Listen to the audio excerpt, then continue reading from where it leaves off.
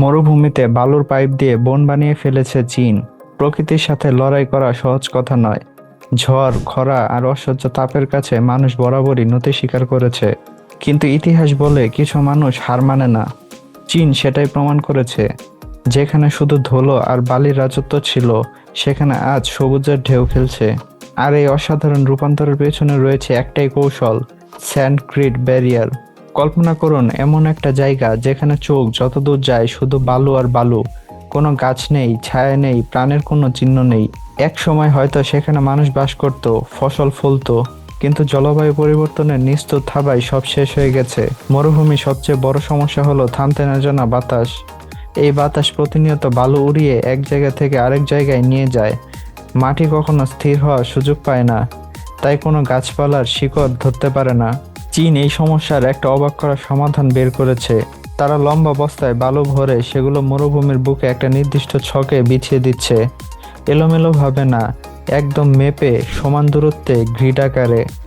ওপর থেকে দেখলে মনে হবে যেন কেউ বিশাল একটা জাল বুনে দিয়েছে মরুভূমির বুকে। এই বস্তাগুলো আসলে বাতাসের পথে দাঁড়িয়ে যায়। তীব্র হাওয়া যখন এই ব্যারিয়ারের সাথে ধাক্কা খায়, তখন তার শক্তি ভেঙে পড়ে।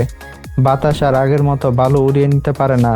হাজার হাজার ছোট ছোট এই বস্তা মিলে তৈরি হয় এক অদৃশ্য প্রাচীর, যা পুরো এলাকাকে ধুলোঝড়ের কবল থেকে বাঁচায়। বাতাস থামলেই শুরু হয় আসল পরিবর্তন।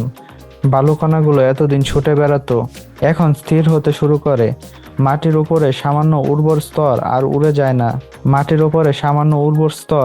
যায় না। আর মাটি একবার স্থির হলে বাতাসে ভেসে আসা বীজ সেখানে থিতু হওয়ার সুযোগ পায়। প্রথম দিকে পরিবর্তনটা চোখে পড়ে না, কিন্তু কিছুদিন পর বালুর ফাঁকে ফাঁকে উকি দেয় সবুজ ঘাসের ছোট ছোট চারা। সেই ঘাস মাটিকে আঁকড়ে ধরে, আর মাটি ধরলে আসে আর্দ্রতা, আসে পুষ্টি। এরপর ছোট ছোট ঝোপ, তারপর বড় গাছ। বছরের পর বছর ধরে এই প্রক্রিয়া চলতে থাকে এবং এক সময় যেখানে মরু ছিল সেখানে গড়ে ওঠে ঘন সবুজ বন। এটা মানুষের একগুঁয়ে পরিশ্রম আর বিজ্ঞানের মিলিত শক্তির ফল।